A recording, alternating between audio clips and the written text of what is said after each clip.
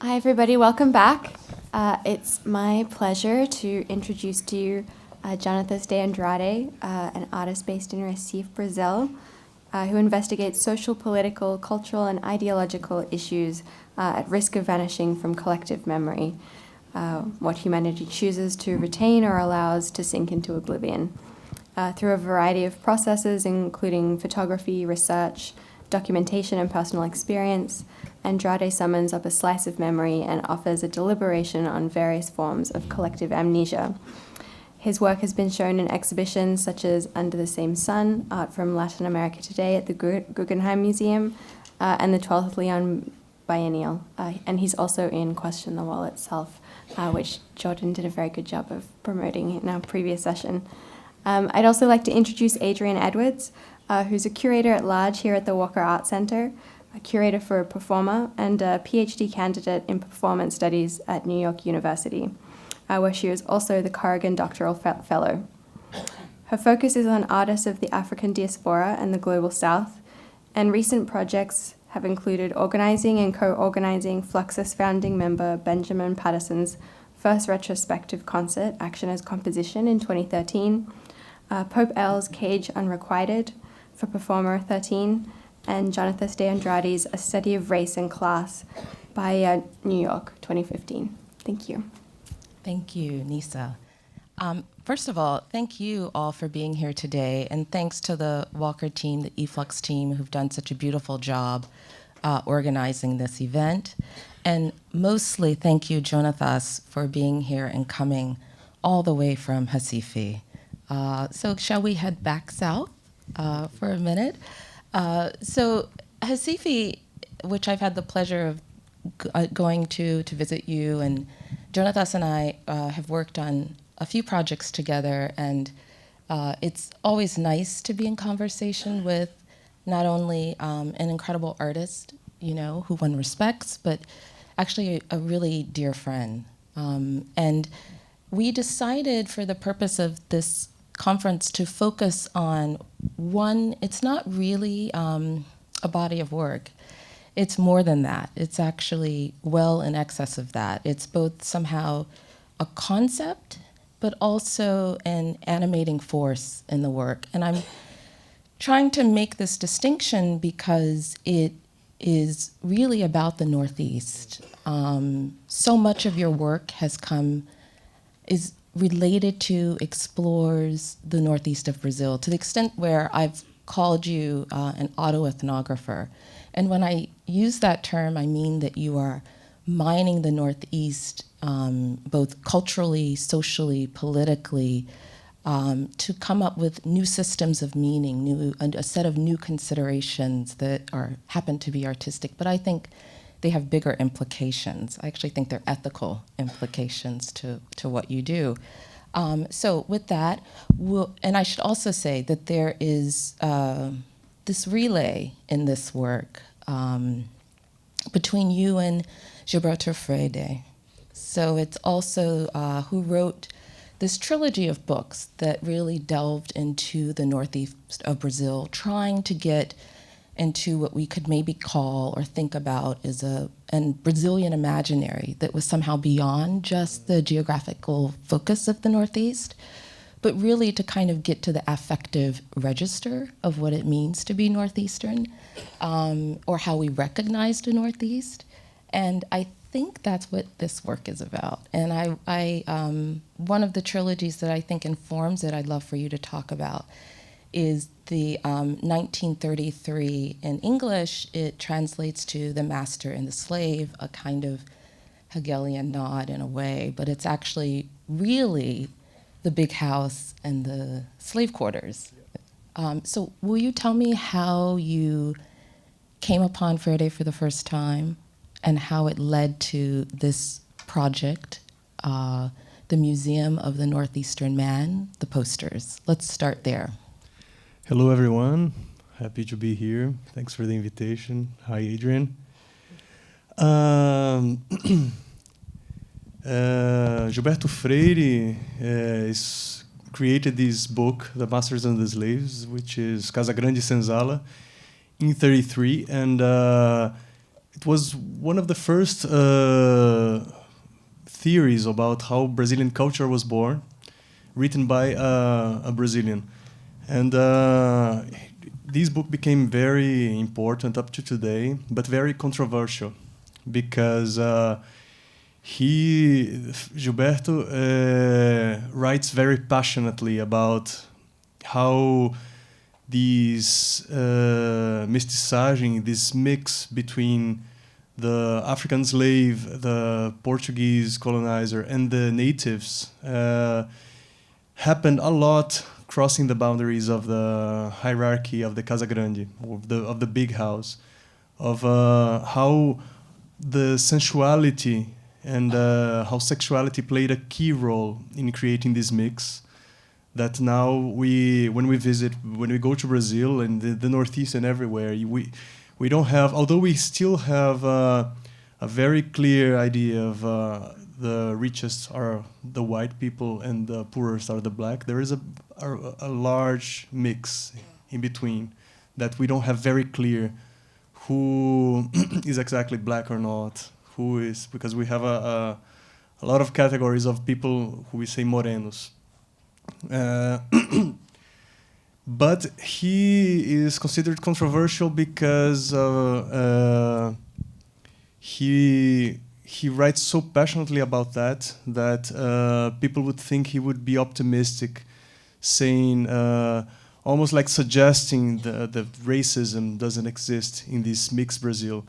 His ideas are very connected to the idea of racial democracy, and Freire in the 70s created this museum called Museu do Homem do Nordeste that combines three previous museums: the Sugar Museum, the Anthropology Museum, and the Popular Arts Museum.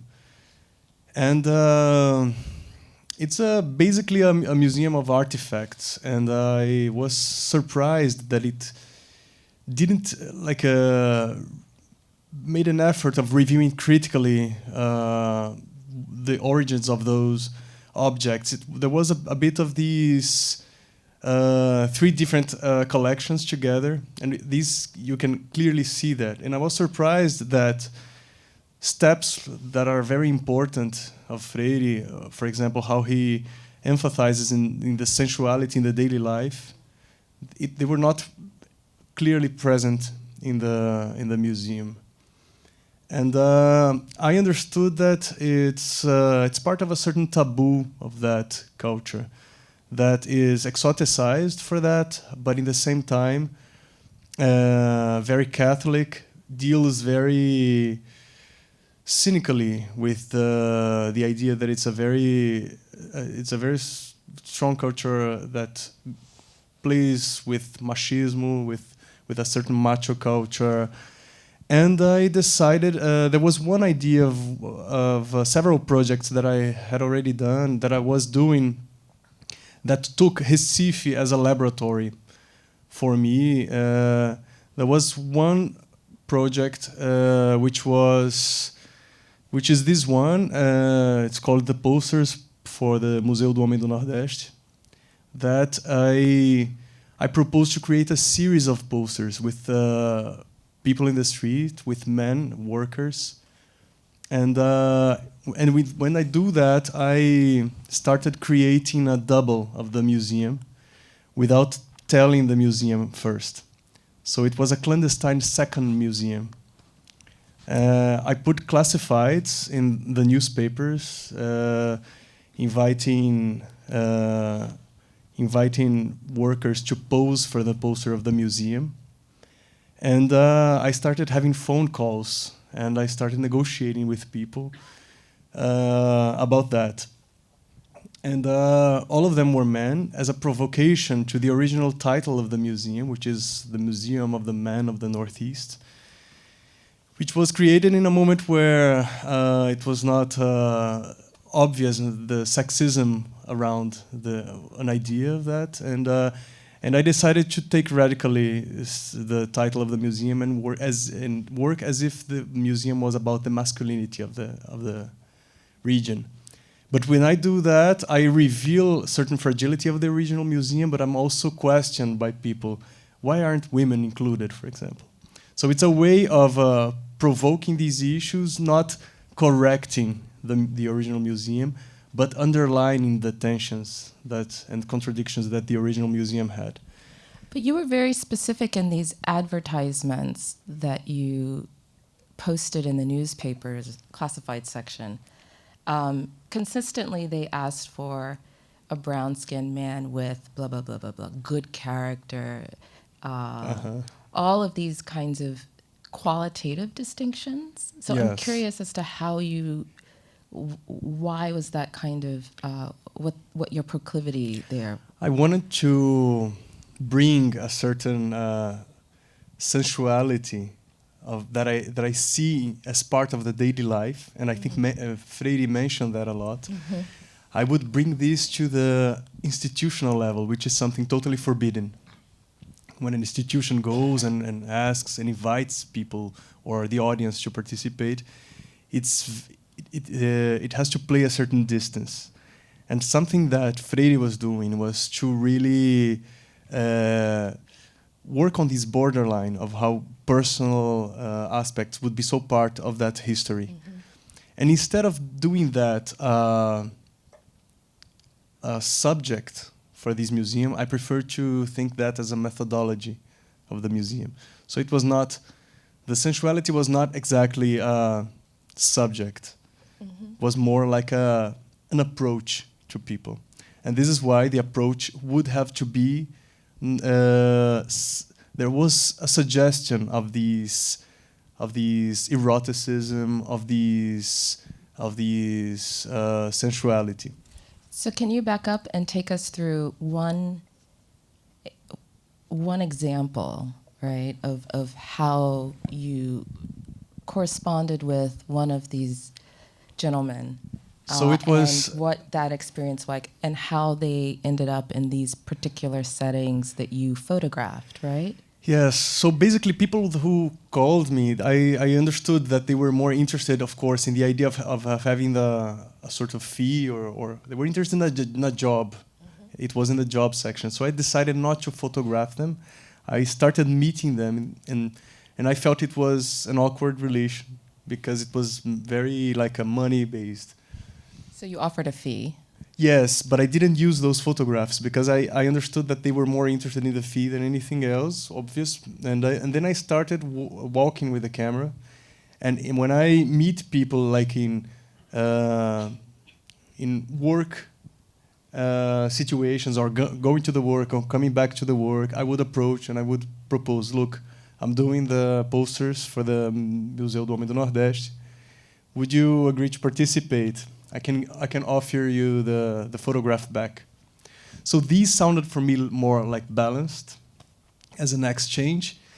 And we would, usually there was a matter of the man feeling like, how can I say, proud of being on the poster of the Man of the Northeast Museum.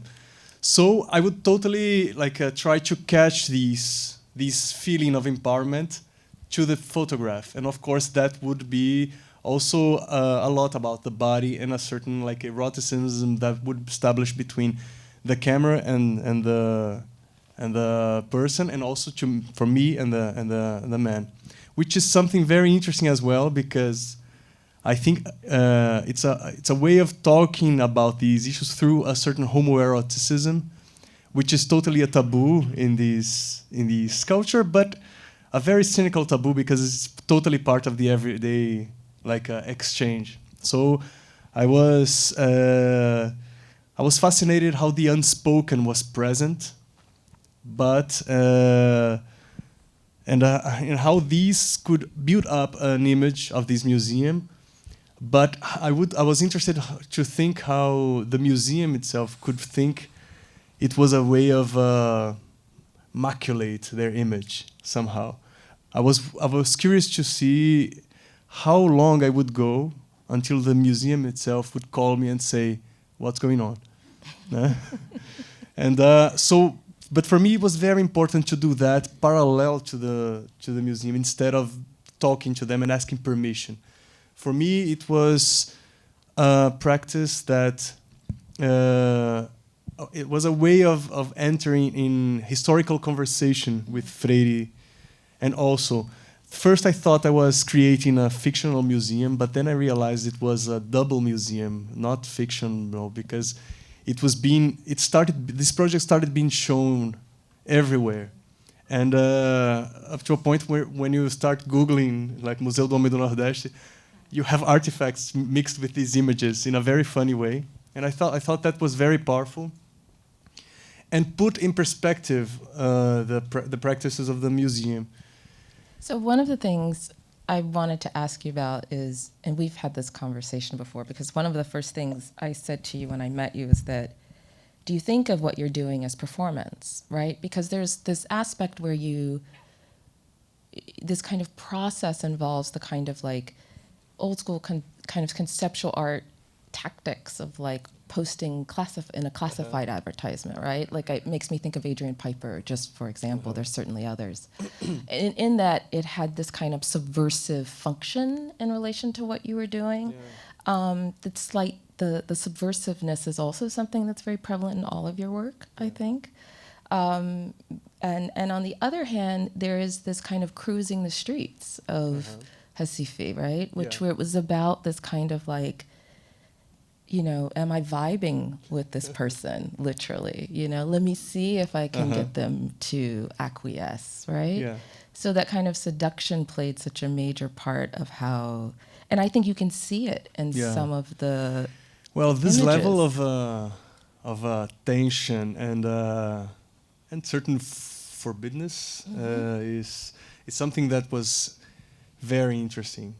Of the unspoken between the museum and me, between me and the people I was approaching, and the moment I was giving back the image so that the person could realize and it could react to the way he was depicted. Right. All these moments would put me in a position which was very, I don't know, in a constant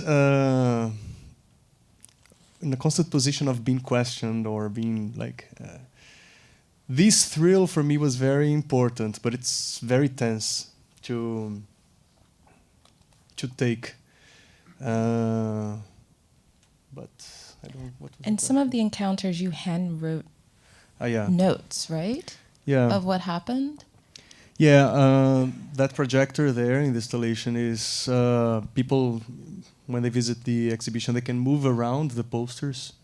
In these supports, but also these notes can be manipulated and they are projected on the wall. And I took notes of the phone calls I was having. Talk about that. And people would be sometimes very comfortable, sometimes very what is this about? Is this a job? Is not? Sometimes I would also in silence be provoked to go to a faraway place, and we could because I would ask, how would you imagine to be in the poster? So stories would come up, and very adventurous situations, and also very imaginative situations would come up, and most of them very hard to happen. So I thought that like this literature of this conversation was a way of existing, and some of them I tried. Okay, let's try meeting, let's try doing, but then I clearly knew this was not the most interesting thing. But do you remember of any like a story in particular of? I just remember there was one guy who called, and I think his brother got on the phone, there was something with the brother who. Got on the telephone with you and like interrogated you around what you were doing. It was as though he could suss out that there was like, something yes. It was totally very suspect going on. Yes. Yeah. These things totally like happened, but also propositions. Why don't you come and I bring my friends and you can photograph us all? And I would be like, I don't know. So I would say no, no. So this type of thing happened, but also every time the phone rang could be also the museum checking out. I was like panicking because it was I was a lot playing with fire in many senses.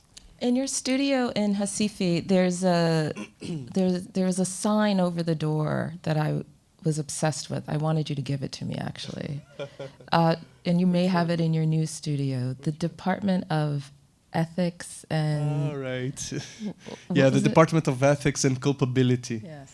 Because with this project, I realized that the other projects that I was starting to do, they were part of this double museum. So it was not like an isolated project, but I was creating a separate collection of this original museum based on these practices, on these these everyday encounters. So instead of having artifacts from the past speaking about the history, the relations of today would speak about about the same history. And all these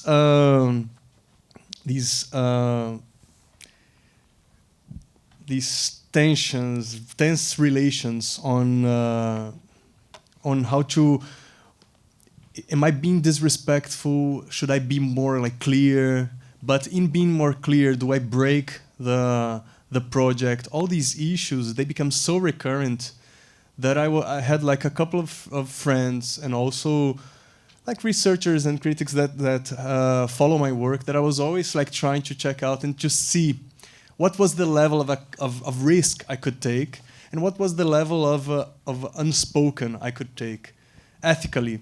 So it was always, in all these projects, it was a very strong issue coming back. So this department represents all these conversations and also the idea of the contracts I had to do, or even the things that I have not like been explicit about, or the things that I was questioned and being surprised of. For example? For example, one of the projects, this one, I think it's about the eroticism. Okay, there is an eroticism in doing the picture, and when you put all of them together, this is very clear. So it was not something that I'd like to say in advance, because I think part of the project was to have this spontaneity of, is this coming up or not? But the moment of the picture going back to the person was the moment where the person could react like positively, I'm looking great, or but can I see the other pictures, or stuff like that like happened, and I was totally sometimes guilt, sometimes thinking, okay, that's the way. So it was also a very strong test to me. There is another project where I organized a horse race in downtown Recife. Olavante. Which was, yes, it's called the Uprising. Carts were being forbidden in the city, and I was fascinated by their presence as a sound. So basically, it's people that takes stuff from the market. They take the rest to feed their animals. So Recife is this urban but very rural city. So it's a city, of course, organized for the cars, but you can see carts around still. But with the Brazilian boom that no longer is around, people, like the administration, was trying to take any sign of backwardness. And they started approving a law based on mistreat of animals that authorized the carts and the animals to be removed to the countryside, which for me was a very cynical law, because it was not about the mistreat, because you could educate, you could put like penalties. It was about taking out the animals out of the site. And I had this image in mind, the delirious image of a group of all these carts together, like going around and crossing the downtown of Recife. And when this law came, like the conversations around it started going to the news, I decided I was doing this project, and I went to the mayor and I asked permission to shoot a film that had a scene of a horse race. Being that fiction, I was authorized. But it was like really hard, of course, because I had many departments to convince. And parallel to that, I created a pamphlet mentioning first horse race of downtown Recife, prizes, goats, horse food, stuff like that. I went to the horsemen, They have a weekly horse trade market. I would go there as how we say in Brazil, like as an apartment kid, like in my Bermudas, going there totally not from there, so with my friends. And we are trying to convince, this is gonna happen, it's not a joke, come, come, come. And at the bottom of the pamphlet there was, the film, The Uprising, will be shot. Something like this. So it was the same thing the other way around. I was totally passionate by the project, and I super believed it was real. But within organizing it, it was so hectic and so crazy that I think the last 10 days I realized, because I was given like contracts from the mayor to sign that I had the responsibility with anything that happened. I started talking to the carters, and they were like, some of them would say, but what are the horses doing with the curves? Do you know the horses with the curves? They will fall, it's gonna be blood. And I was like, so I started realizing that there was a risk that I had I mean, I was trying to think of everything, but I was totally surprised by it. And we tried to fix, like making routes more straight. And I was completely, in the day, because it was like a sort of happening, I realized something obvious. It could happen or not. People could come because the police came and said, where are the actors? And I was like, they're coming, because actually there was no one had agreed before to go. And they were 1 hour late, then 50 carts arrived from everywhere. And it was the first time I was dealing with a massive group of people that came with something that I made up. And I was completely in shock, but very excited. And then I started like with a megaphone or something, trying to organize, and I realized I was totally useless for that. The horse, of course, wouldn't respond to that, and the riders would totally ignore me. Then I asked to one of the horse guys, saying, "Can you help me? We have to put everyone now in line there right now, otherwise it will be cancelled." And then the thing started happening, and I became one people in the mass. So that was beautiful, because I organized it up to a certain point, but once the thing was set, the thing had a life itself.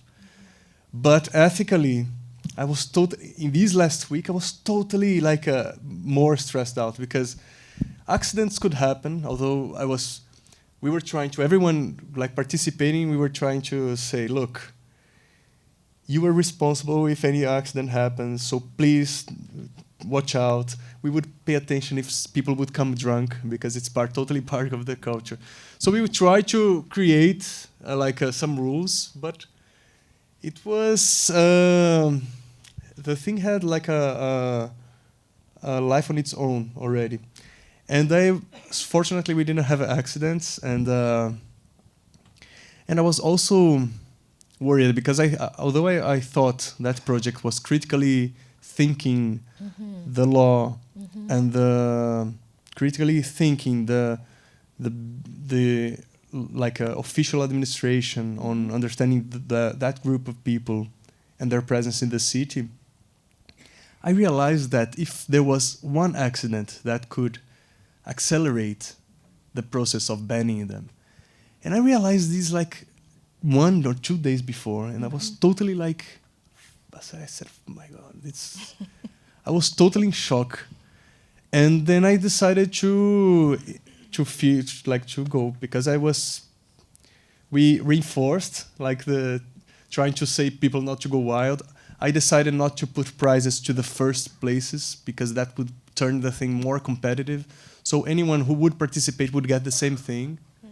So we tried a few things that I think they helped. And fortunately it happened, but also ethically I was I said, if anything happens, I am totally involved, and I would have to be committed with these cause, like in a way that I didn't expect. That was tremendous.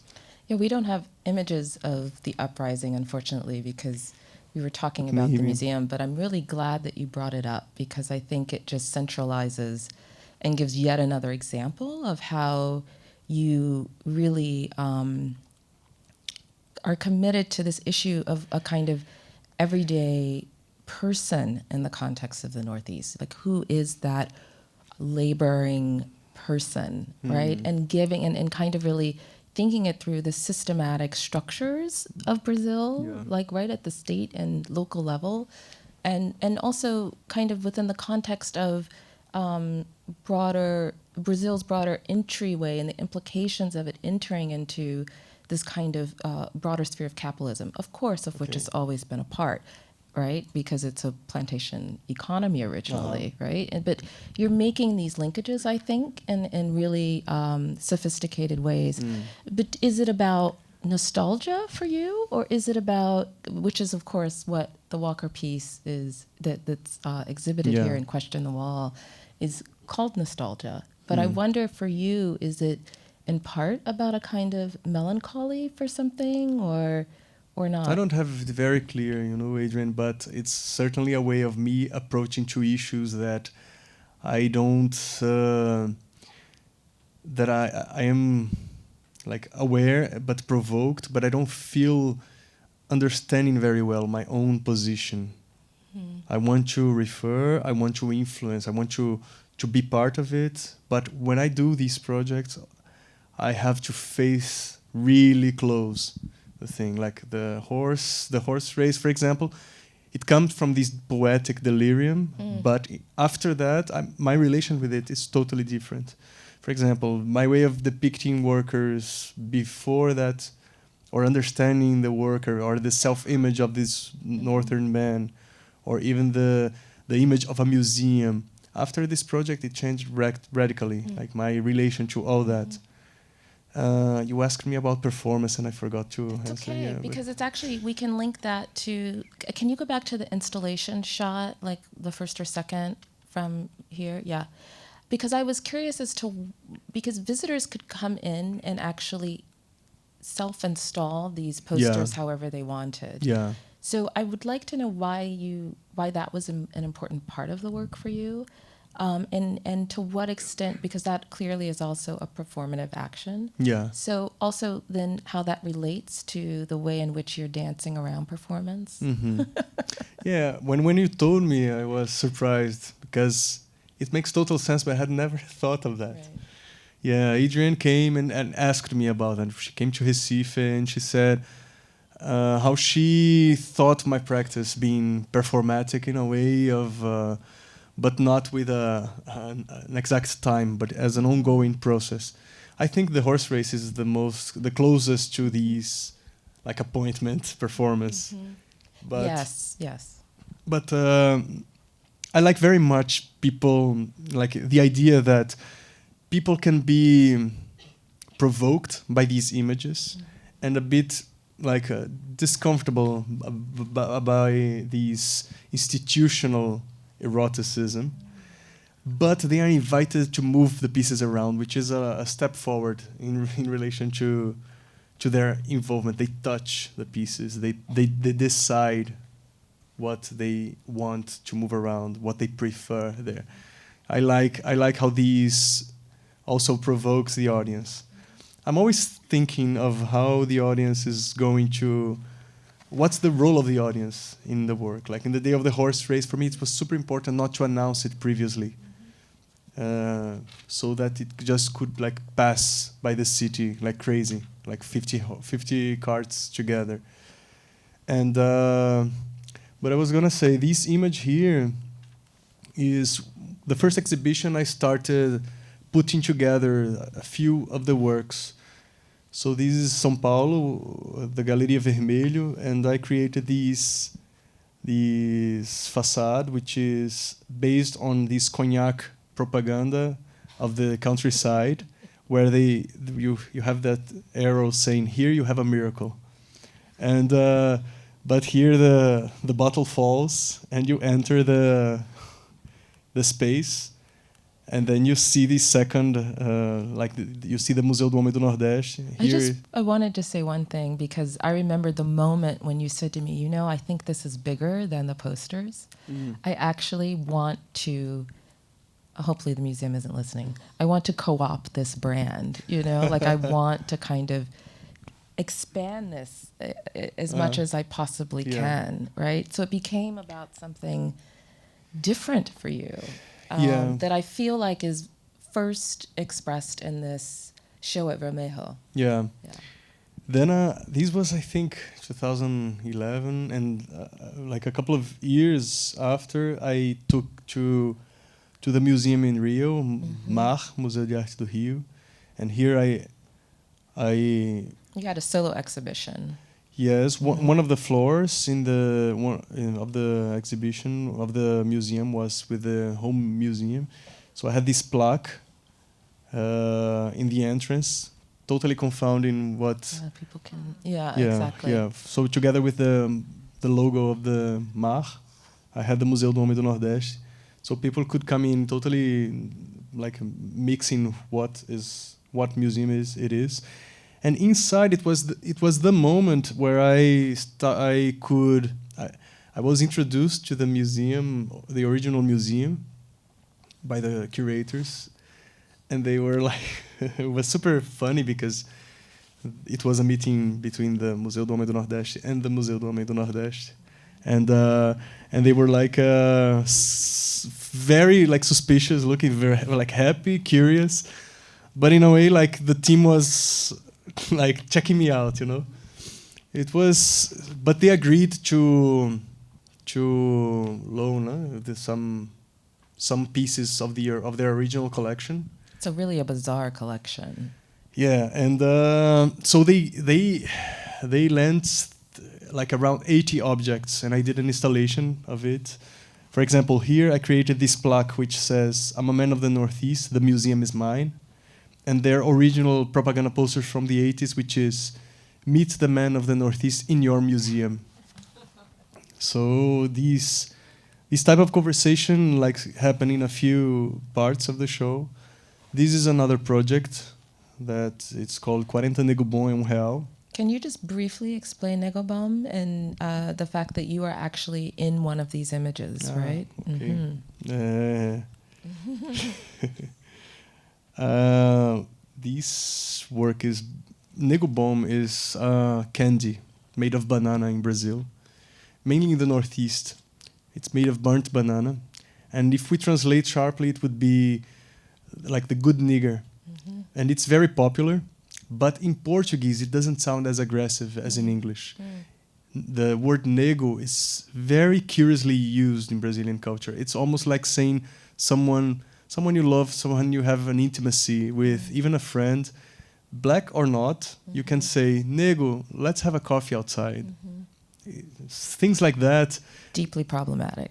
Yeah, and it's completely smooth in Brazilian culture. And this title, I mean, I was raised hearing people in the market saying 40 black candies for R$1, which is it's sold in packages of 40 units.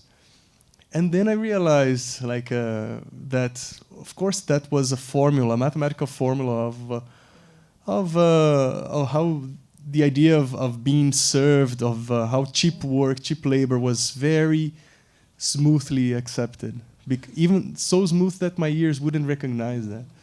I was totally surprised, and I imagined this factory where 40 characters would work in doing the candy, since the plantation of the bananas up to the moment of they would like peel and prepare and go to the kitchen and then taste it. And in the second part of the project, there is an index with the 40 characters, and each character has a story, like as if it works as an account table of how much each one earns and what each one does. in the farm, in the factory. But when doing these calculations, all favors which are at the level of the friendship, they are put as part of the payment, as if this account table was part of the owner's head.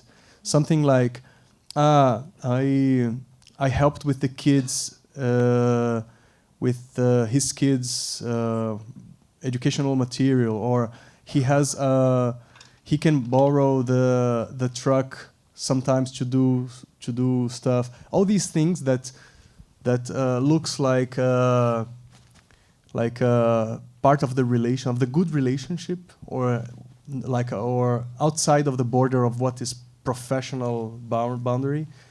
It's put into consideration as part of the payment, as part of the privileges one has. And so maybe, Jonathas, because we're running out a little bit of time, so can you just go through, do you think as you go through these last remaining, stop right here, but do you think of Negelbaum as being part of the Museum of the Northeastern Man? Like, are these different, are these different projects somehow related to this conceptual framework? And this is, I just want to point out, working up a sweat, because I was in Asifi on one occasion when you were going around the city asking workers for their shirts. And you didn't wash these or anything, so no. There's this vestige of kind of and smell. Yes, and, there's this absent present body and. Are these all? No, I understand them as independent projects, but once they are put together, I think they can be understood as a whole museum. Mm-hmm. And here are some parts of the horse race. The documentation of the horse race. Oh, uprising, yes. The uprising, yeah. Okay. Are we ready for questions, yeah? Okay. Oh, and then ABC, just one more. Okay.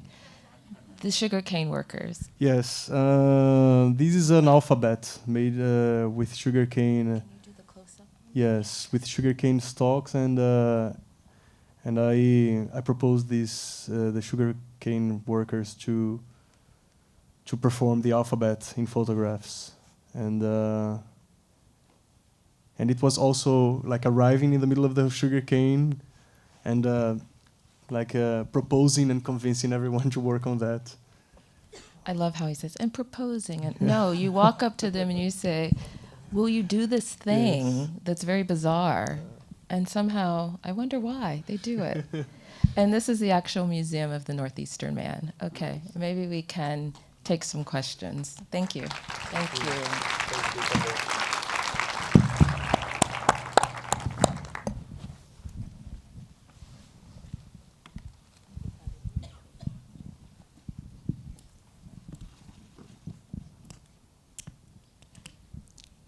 I don't think there are any.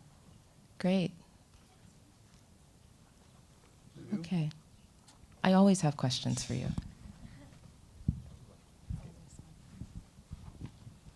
Hey, quick question. What do you think about when it was introduced as this idea of the global South, and I wanted to hear your thoughts on what you think of that concept that is usually kind of ascribed to also all these artists working in Latin America.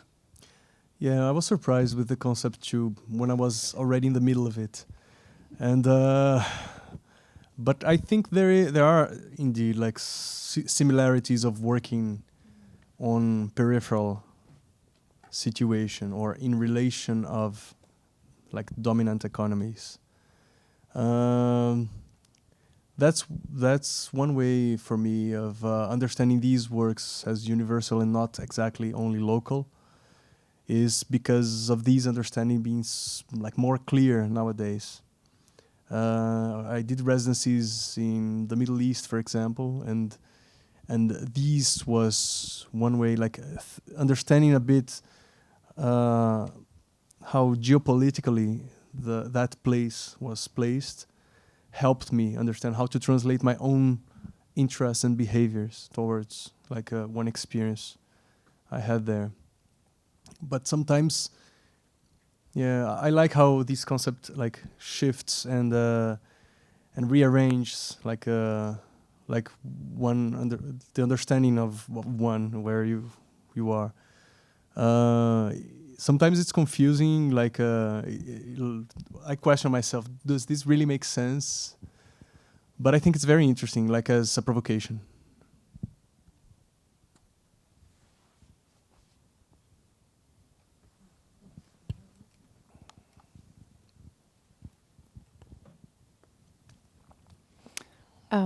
I'm curious, all the work you showed, it looked like was produced in Brazil and about Northeast Brazil, and I'm wondering, as someone who shows around the world, like how you feel that interest translates internationally, and also if you do other works that maybe you haven't shown that are like about other localities.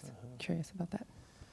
Yeah, I'm always curious because the moment the moment of the opening is one of the single moments you can have a feedback, like when you're outside the country.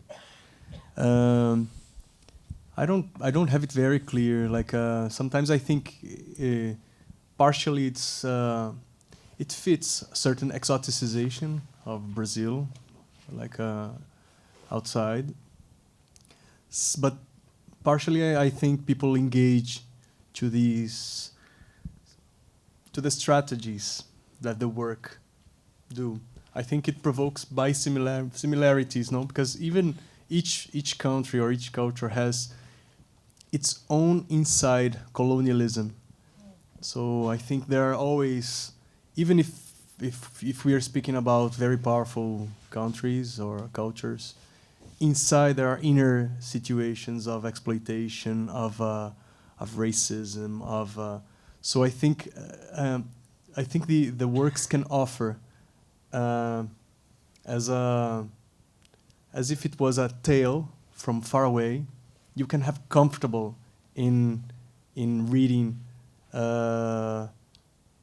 allegories of one's own culture.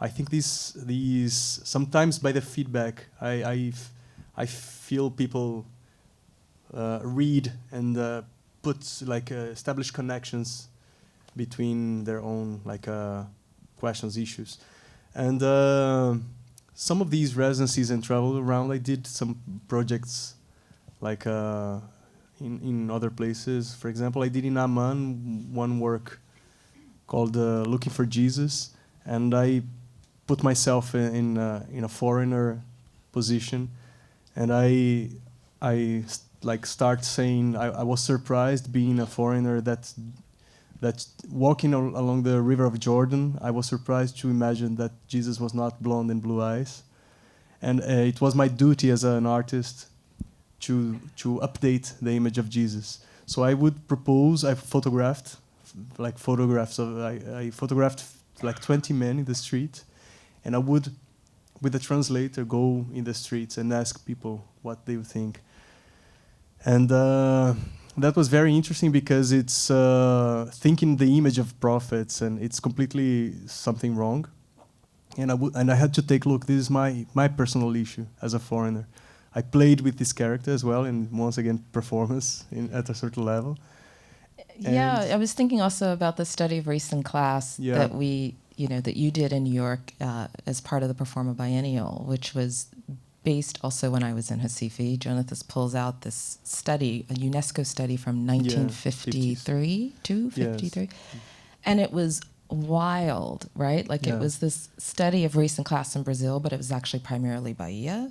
We went to Colombia and tried to... Columbia University through UNESCO going to Bahia, and so they analyze through a methodology of photography. They would show people a black, mulatto, and a white person photograph and ask who was the most intelligent, the most beautiful, the best worker, the most honest. And by the people's reaction, the article was understanding what were the criterias, what was.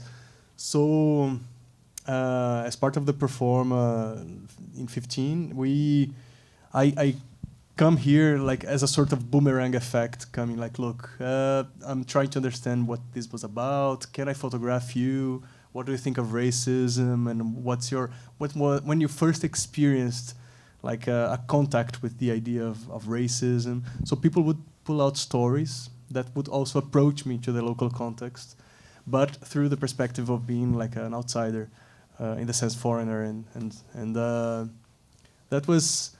So these strategies also helped me to do the other way around. Like my intimacy with the Brazil works the other way. Like here, like being so much outside helps me also to pretend I have no clue about issues, and I can ask like primarily what things are about, and we start the conversation from zero. This offers a comfort for the people I meet to also to pose very elemental like understandings of those issues as well. But it forced us to think differently about what performance could be, right? Like that there isn't an audience, but it could be in a one-on-one encounter, which is already deeply in your work, right? Yeah. That it was about this kind of almost a kind of daily negotiation of life. I mean, people started reflecting upon everything fundamental about who they were in these conversations you were having. So it was interesting on multiple levels. Yeah. And you've done that in Site Santa Fe. Yeah. And you will do it again. You will return to Brazil with the project, which Yeah. is fantastic. I think we have one last question. I am curious to your relationship with your subject after your work goes on exhibit. Do they come and see it? How do they view you? And what happens after the work is done? The people, your subject. Okay. I want to create. I want to show all these pieces together in one, as if it was like another museum created, but. The institutions in Brazil now are very broke without budget. So my idea is I would like to rent a ruin and establish a temporary museum. The original museum invited me to do this inside, but for me, I think it's less interesting to have like a museum inside the museum. I think it's much more interesting to have like an outside museum in provocation to the double. So. Until this happens, for example, I invited the people to watch the film in a screening. So, but the more installative pieces, it's harder to do a show without like a space exactly, and so it's always an issue. But for the horse race, I did that, and the documentation of it. There was a local show that I showed. I also invited the people. But the other projects I couldn't. It was more like in the sense of giving back the portrait, for example. But I didn't have like the experience of having the installation in Recife. Still not. And what's a ruin for you, Jonathas? Well, it's an abandoned place we can enter and invent. Usually in Recife. It's a mix of ruins are everywhere, so it's very porous. And I think I've done a few projects like taking these spaces as possibilities. And I think these would be like doing a temporary museum would be a nice trouble to do. Thank you all. Okay, Thank you. thanks a lot, guys.